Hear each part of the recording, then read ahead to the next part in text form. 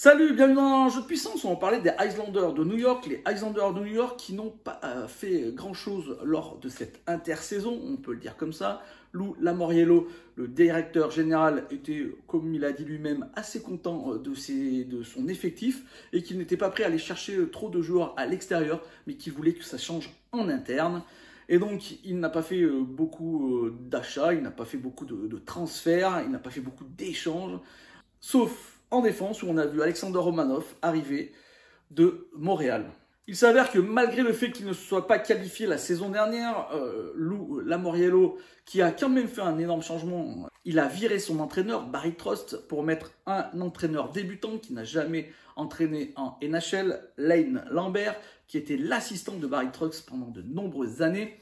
Donc, il a fait ce changement, mais il a dit aussi qu'il n'avait pas besoin vraiment de changer, car lui, son style de jeu, c'était la défense, et que d'un point de vue défensif, son équipe avait très bien tourné la saison dernière. Il est vrai que c'est la meilleure défense juste derrière les Boston Bruins, avec 2,56 buts encaissés par match. Mais le gros souci de cette équipe, c'est qu'il ne marque pas de buts. Il n'en marque pas vraiment beaucoup. Une des pires attaques de la NHL avec 2,79 buts par match. Et c'est le gros souci. Et c'est là où on va regarder cette attaque. Que se passe-t-il du côté de cette attaque ? Eh ben, il s'avère qu'on attend beaucoup de Matthew Barzal. Voilà, Matthew Barzal qui avait fait une saison 2018 vraiment fracassante avec 85 points, et ben depuis c'est un peu plus compliqué. Bon, il faut dire que depuis que Eberle est parti du côté des Kraken de Seattle, c'est beaucoup plus compliqué pour lui. Il avait une sorte d'alchimie avec ce joueur et on n'a pas encore réussi à trouver un joueur qui a la même alchimie. Donc Matthew Barzal qui sera sûrement mis dans le trio de Anders Lee et Josh Bailey. Anders Lee qui lui aussi revenait de blessure et qui a été moins bon buteur que les saisons passées. Mais là, il a une année où il a pu récupérer. Donc normalement, ça devrait un peu mieux marcher. Ensuite, des joueurs qu'on a l'habitude de voir du côté en attaque, du côté des Islanders, Brock Nelson qui a fait une très belle saison la saison dernière, Kyle Palmieri, Anthony Beauvillier, Zach Parise, comme vous pouvez voir, c'est plutôt des vétérans.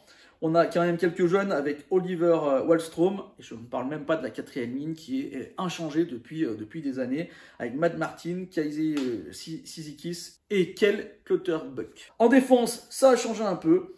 On espère que Alexander Romanov pourra s'entendre avec Noah Thompson, qui a fait lui aussi une très belle saison la saison dernière. Peut-être un des défenseurs rookies qui a le plus progressé lors de la saison passée. Alexander Romanov, Noah Thompson qui est plus offensif et Alexander Romanov qui lui est plus défensif. Donc ça pourrait faire un duo assez intéressant, comme par exemple on peut le voir du côté de l'Avalanche avec Kel Macker et Devon Toys. Ensuite, des joueurs plutôt vétérans, Adam Pelech, Ryan Pellock et Scott Mayfield. Et sûrement, on verra un jeune Robin Salo qui pourrait commencer dans ce troisième duo avec Scott Mayfield et qui pourrait être l'avenir des Islanders. Et on va se pencher sur ce qui est le point fort de cette équipe, ce sont les gardiens. Un duo vraiment très intéressant avec un Semyon Varlamov qui est très bon, mais aussi un jeune gardien russe. Là aussi, il y a Sorokin qui est très bon lui aussi. Il était juste derrière Igor Shesterkin. Donc, pour vous dire comme il a fait une très belle saison, qui a été malheureusement pour lui un peu éclipsée par la saison incroyable et exceptionnelle d'Igor Shesterkin. Mais il y a Sorokin.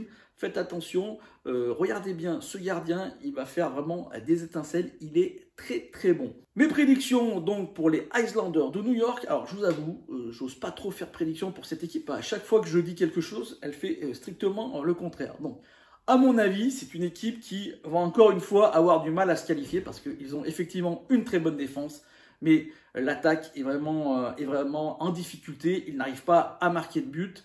Et en plus, ils ont changé d'entraîneur. Est-ce que Lane Lambert, même s'il a beaucoup travaillé avec Barry Trotz, pourra amener la même chose que cet entraîneur vétéran avait amené à cette équipe? Je n'en suis pas totalement convaincu.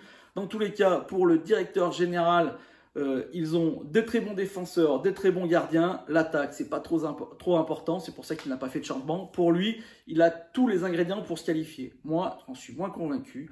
Donc, je pense qu'ils ne se qualifieront pas. Mais attention, comme je vous l'ai dit, à chaque fois que je prédis quelque chose pour cette équipe, c'est le contraire qui se passe.